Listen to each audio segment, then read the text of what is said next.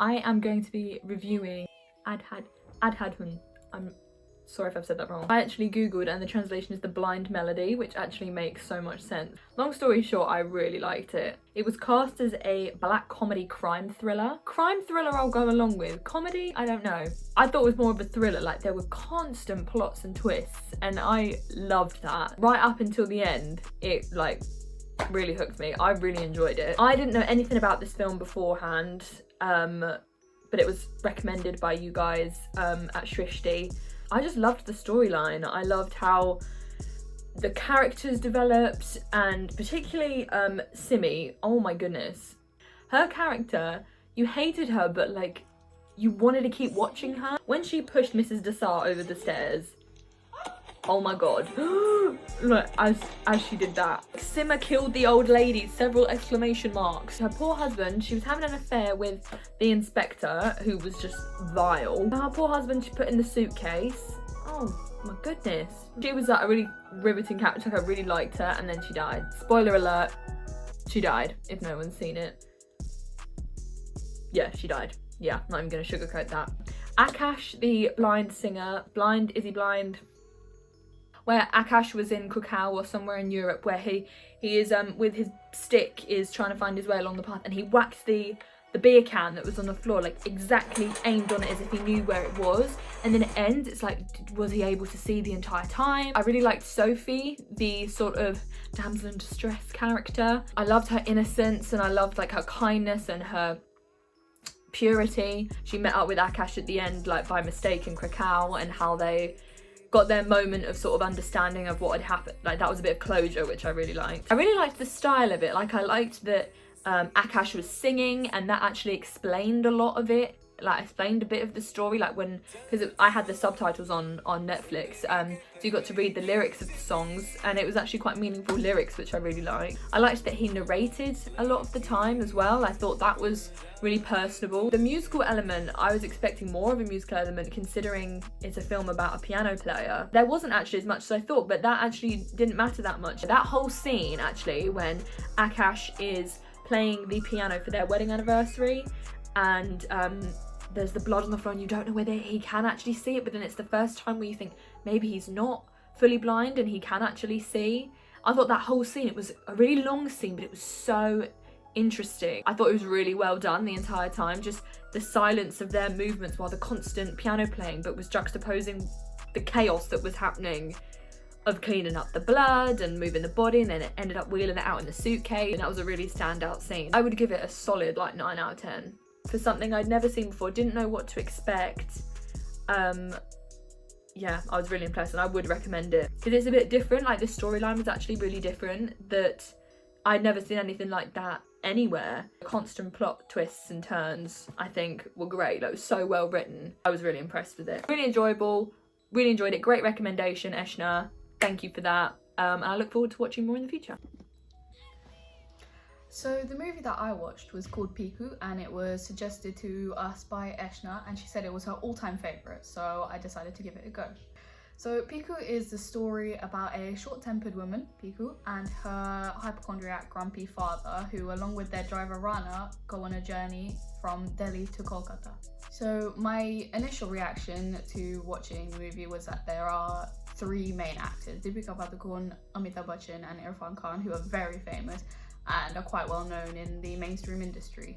However, this film is quite indie in comparison to that, and these actors are actually well known to choose different narratives and ones that aren't as well portrayed in the Bollywood media.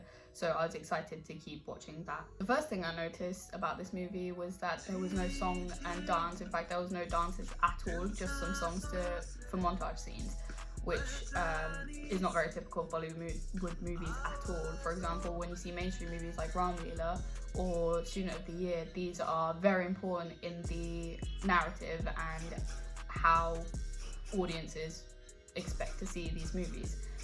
But I like that there wasn't any of these sequences, because I feel like it would have taken away from the narrative and how normal the story is, and how the story relates to the relationship between a father and daughter.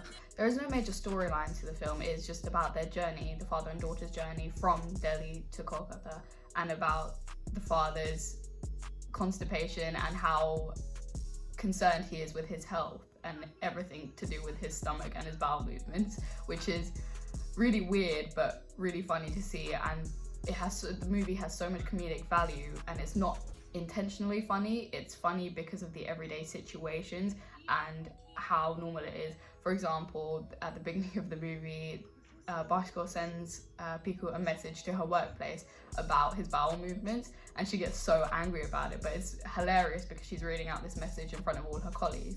There are also some really key themes covered in the movie. One that really stuck out to me was emotional blackmail. There's a really nice little scene that covers it where Rana, the driver, goes off at Bhaskar about how he emotionally blackmails people to do everything for him. She cares for him and it stops her life and her relationships just to be around for him and take care of him.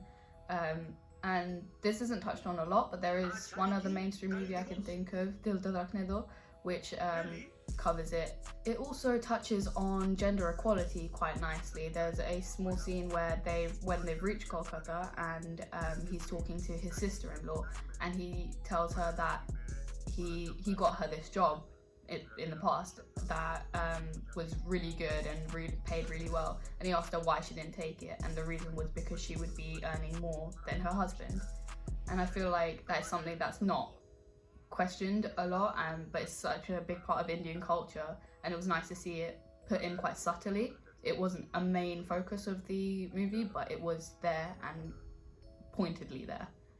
Overall, I thought the movie was highly entertaining. It was funny and serious and just easy to follow, and the characters were all really likeable despite their flaws, which they all had, which eventually they overcame. And in Bhaskar's case, he passes away, but he passes away in the way he wants to, and Piku then lives her life kind of in the way she wants to as well.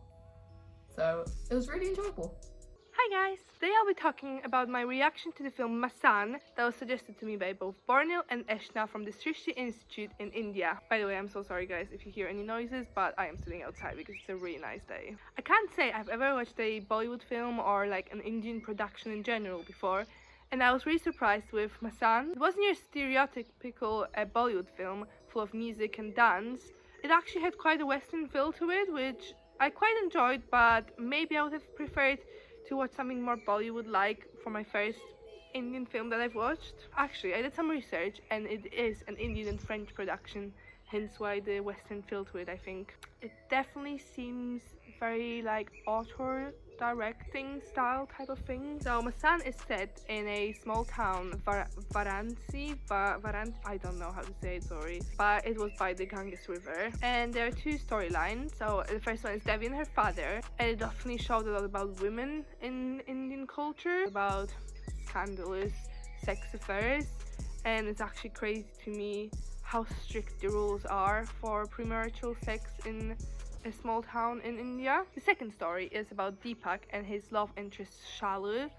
They are so sweet together, honestly, watching it. It was like, oh, so cute. The actor who was playing Deepak, oh my god, he did such a good job at showing his emotions. So good. Oh, I love it. The story of Deepak, though, it focuses a lot on the caste system in India, and it's crazy to me how such an educated person, a student, an engineer, still has to deal with being discriminated for where he comes from and for his class and all of that. Like, I can't imagine that. In my opinion, what really made the film was the characters in it.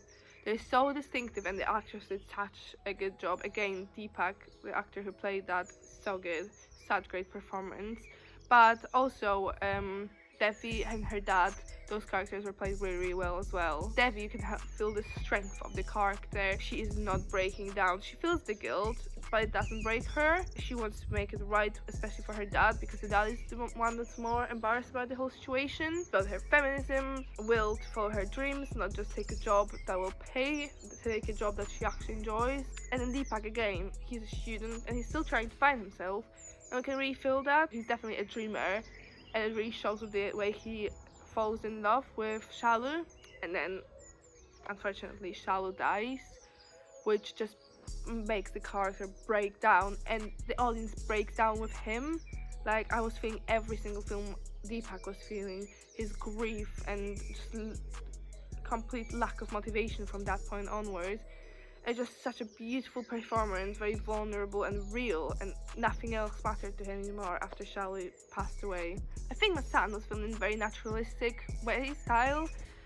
It shows all the beauty and ugliness of everything, of life, of the city they live in, of the actual characters of human beings, especially the police officer. It shows the ugliness and the beauty of everything, and the cinematography really follows up on that as well, especially the shots during the festival with Deepak and Shalu. It was just so beautifully filmed, and even the shots that were meant to be in an ugly location, an ugly situation, like the burning corpse, it actually looked so beautiful. I'm impressed with the cinematography. Overall, I think Masan is a very powerful film, and it shows the struggles of young adults, not just in India but all around the world. Like, we can all relate to it, and that's why I really liked it.